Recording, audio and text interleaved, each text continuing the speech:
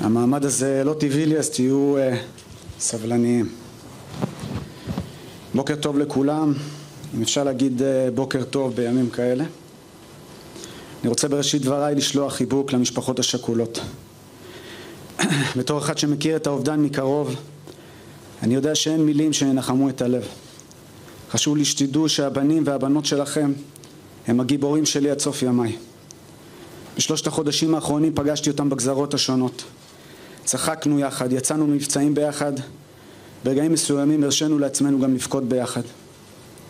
הכאב לעולם יישאר, אבל היה לי חשוב שתדעו שהייתה להם משמעות עצומה, שהם המגן של העם הזה ברגע ההיסטורי בו אנחנו נמצאים כאומה. בתאריך 8/1 בשעות אחר הצהריים הגעתי לכאן לבית החולים שיבא, שרוף ומפויח, מורדם ומונשם. למרבה האירוניה הייתי בלתי ניתן לזיהוי. על תג היד שלי נקבע השם אלמוני בן 22. ביקשתי לקיים את מסיבת העיתונאים הזו מכמה סיבות. הראשונה שבהם היא להודות לצוותים הרפואיים שטיפלו בי במסירות נפש ומקצועיות מהרגע שנפצעתי בשטח, דרך הפינוי המושג של יחידת 669 המדהימה שביצעו בפרוצדורה שהצילה את חיי. כמובן לרופאים ולאחיות של בית החולים שיבא. אתכם אני רואה כלוחמים בשטח.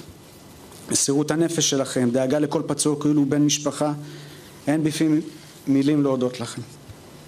קצר הדף מלהכיל את שמותיהם של כולם, אבל היה לי חשוב שעם ישראל ידע שהוא זכה בצוותים הרפואיים הטובים והמסורים ביותר, כאן בתל השומר ובכלל. דוקטור קליין שהיה אמור להיות כאן לצידי והוקפץ לניתוח חירום, איש צנוע ורב זכויות, הפך לי לחבר. החיסרון היחיד שלו שהוא אוהד הפועל, וגם על זה מצאנו דרך להתגבר. אני אוהב אותך, אני אמצא דרך להשיב לך כטוב שגמלת לי, לך ולכל צוות בית החולים.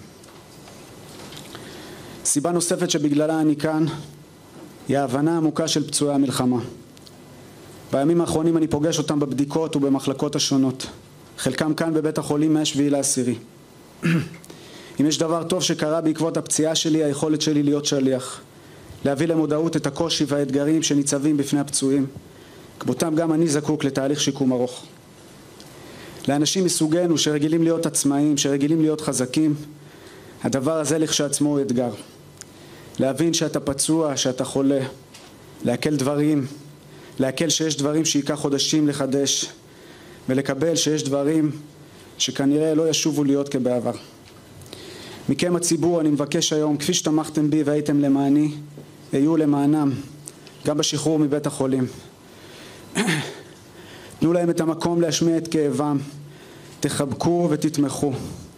אלו שרצו ראשונים, ללא היסוס ומרצון, מתוך אהבת העם והארץ אל תוך האש, זקוקים לכם כעת בשעה הקשה שלהם.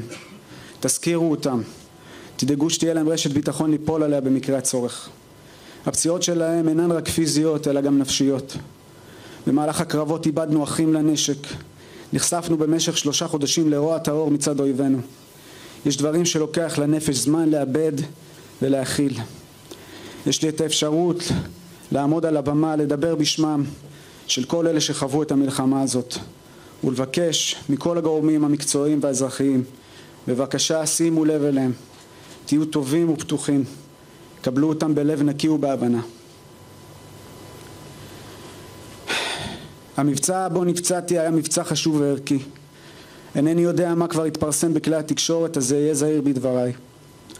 במשך שבועיים עסקנו יחד עם כוחות נוספים בחקר המנהרות במחנות המרכז ברצועת עזה. הדברים שמצאנו שם הדירו שינה מעינינו. היקף ועומק המנהרות והאמל"ח המיוחד שנמצא שם הוא הוכחה נוספת לאכזריות של אויבינו. ב8/1 נקבע מועד ההשמדה של אותן מנהרות ושל האמל"ח שנמצא בהם. מסיבות שעדיין מתוחקרות, כמה דקות לפני סיום המבצע חומר הנפץ ניזום. המנהרות אמנם הושמדו, אבל התאונה הזאת הסבה לכוחותינו אבדות קשות מנשוא. 6 לוחמים נהרגו ועשרות נפצעו.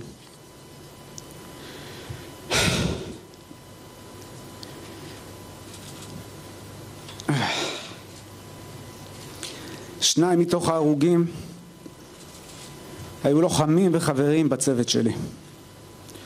רס"ל גבריאל בלום זכרו לברכה, ורס"מ עקיבא יסנסקי זכרו לברכה. גברי היה לוחם מקצועי, אדם חד, סקרן וחזק, שתמיד פעל בשקט ובמקצועיות. זכיתי להכיר אותו במלחמה וללחום לצידו. הוא היה אדם אהוב, בעל עוצמה פנימית ושמחת חיים. הכיבוש.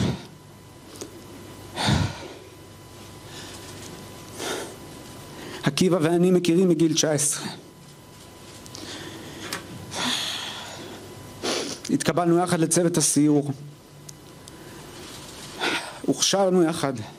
לחמנו יחד במבצעים הרבים במלחמות השונות. מעופרת יצוקה דרך צוק איתן. וכמובן במלחמה הנוכחית. איך אוכל להיפרד ממך? כבר כמה ימים שאני נאבק בגעגועים אליך שמפלחים לי את הלב. הלוואי שאי פעם אוכל להסביר לעם ישראל מי היית. הלוחם הכי ידען ומקצוען, חזק, טוב לב, צלף חד פעמי ששמו הלך לפניו בכל החיל. גם כשהפכתי למפקד מעולם לא חשתי שוני בינינו. היית תופס אותי בלילות אחרי שכולם נרדמים ומדייק אותי. אומר לי איפה עשיתי טוב, איפה פחות. היית לי למצפן ערכי ומוסרי. מהרגע שהתעוררתי בטיפול נמרץ, שאלתי אם שרדת, אם אתה בחיים. רגע לפני הפיצוץ עוד התגאית בפניי בתואר בהנדסת מכונות שבדיוק סיימת. הספקת לזרוק לי בדיחה צינית אחרונה על המקצוע שבחרת לעצמי. אתה רואה עמדי, ככה אמרת, יש אנשים שעושים משהו רציני עם החיים שלהם. אני מעריץ אותך, אני אוהב אותך לעד. למשפחות של גברי והכיבוש אני מבקש לומר לכם, אני מצטער שלא עמדתי במשימתי כמפקד להשיבם הביתה בשלום. הכאב הזה ילווה אותי כאות קין עד יומי האחרון.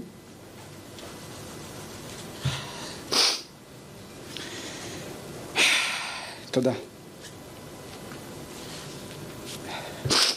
במהלך השנים האחרונות הייתי חלק ממטה השבויים והנעדרים להשבתם של הדר גולדין, אורון שאול זכרם לברכה, אברה מנגיסטו והישאם א-סייד.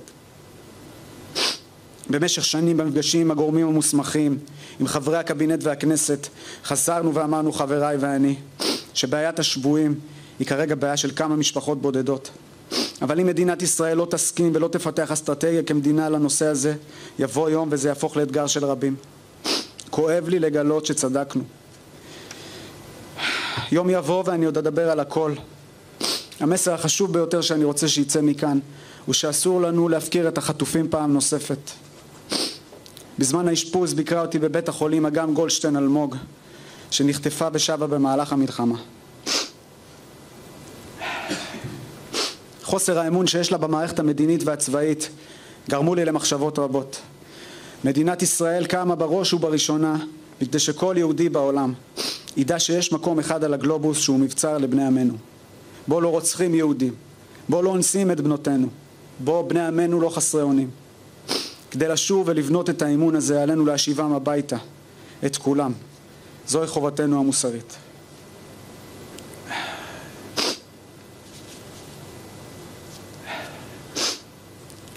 בפניי שיקום ארוך, נפצעתי באופן קשה. עצם זה שאני עומד מולכם היום זה נס. רסיס שחדר לגופי מהגרון, פגע בחוליה בעמוד השדרה ובדרך נס לא פגע בחוט השדרה או בעורק חיוני. בחרתי לקיים את מסיבת העיתונאים הזו גם בכדי לבקש מכם שתאפשרו לי כמה חודשים של שקט. אני מבין את הסקרנות. עוד אגולל בפניכם את הסיפור המלא על כל מה שעברתי מ-7 באוקטובר ועד כה. אבל בשלב הזה משפחתי ואני צריכים להתעסק בשיקום באתגרים שניצבים בפניי. גופי ונפשי אומנם נפגעו, אבל רוחי חזקה מאי פעם. אני עוד אשוב ליצור, אני אשוב לשיר, אני אשוב לשחק. אם אלוהים ייתן לי כוח, אני גם אשוב להילחם למען המדינה שלי. אמא, אל תכעסי. הרוח שלי חזקה בזכות עם ישראל שעטף אותי מהרגע הראשון בתפילות ובאהבה. קיבלתי בימים האלו אלפי הודעות, ביקורים, מכתבים ושיחות. הדבר הזה לא מובן לי מאליו. כמו שיקח לי זמן להקל את כל מה שעבר עליי לאחרונה, ייקח לי גם זמן להקל ולהכיל את כמות האהבה שקיבלתי. תודה רבה לכולכם. לפני סיום אני רוצה להודות למשפחתי וחבריי. מתישהו אולי אצליח להשיב לכם על החסד והנתינה שלכם כלפיי. לימדתם אותי פעם נוספת. מהי חברות אמת. לילדיי, יעל שירין ויונתן ישראל. אתם הכוח שלי לקום כל בוקר ולהתחזק. אבא יעשה הכל, הוא יניף אתכם באוויר והוא ילמד אתכם לרכב על אופניים. לאשתי מרים, האמזונה שלי, אני אוהב אותך. כל מה שאומר רק יקטין את העוצמה הפנימית והאופטימיות שלך. את אבן נדירה שקיבלתי בחיים האלה במתנה. אני מצטער שהדאגתי אותך. ידעת שהתחתנתי משוגע. יש לי זמן עכשיו לפצות אותך על הכאב. להוריי ולאחי הבכור, מהם ינקתי את כל מה שאני בחיי. בעולם מתוקן זה אמור להיות הפוך. הילד הקטן בבגרותו אמור לדאוג לכם. מצטער על פעימות הלב שהחסרתי לכם. אני אוהב אתכם בכל ליבי. יש לנו משימה כעת כאומה. להישאר מאוחדים. לא להתפרק. לעשות טוב, לדבר טוב. להוכיח לאלה שהקריבו את חייהם למעננו, שנפצעו בהגנה עלינו, שההקרבה שלהם לא הייתה לשווא. אין משימה חשובה מזו. To the foreign journalists who arrived today, first of all, thank you for coming. Although I was seriously injured, my spirit is strong. I refuse to make this injury the story of my life. It's just another milestone. I will come back to sing and act, and with God's help, כן, אז עידן עמדי מדבר לראשונה מאז הפציעה. אלו הדברים שלו בבית החולים שיבא תל השומר, שם הוא אושפז בשבועיים האחרונים. והוא נפרד בדמעות, פרידה מרגשת מאוד מהלוחמים שנפלו בתקרית שבה הוא נפצע, והוא פונה למשפחות הנופלים ואומר, אני מצטער שכמפקד לא הצלחתי להשלים את המשימה שלי. ניכר שקשה לו לעידן עמדי במעמד הזה. והוא עם המסר שהוא ממשיך להעביר, תהיו מאוחדים ואנחנו ננצח, ואלו הדברים של עידן עמדי שמשתחרר כעת מבית החולים לשיקום ביתי. וזהו, כאן אנחנו מסיימים את העדכון הזה. בשעה 2 יהיו כאן שרון וקסלר ואורי לוי, משדר מיוחד. עד אז נאחל לכם המשך יום טוב ושקט, שיהיה סוף שבוע נעים. להתראות. גפן באופקים, עיר של גיבורים שבשבעה באוקטובר נלחמו שם בחירוף נפש מול עשרות מחבלים שפשטו על העיר, מי עם סכין, מי עם נשק, מי בידיים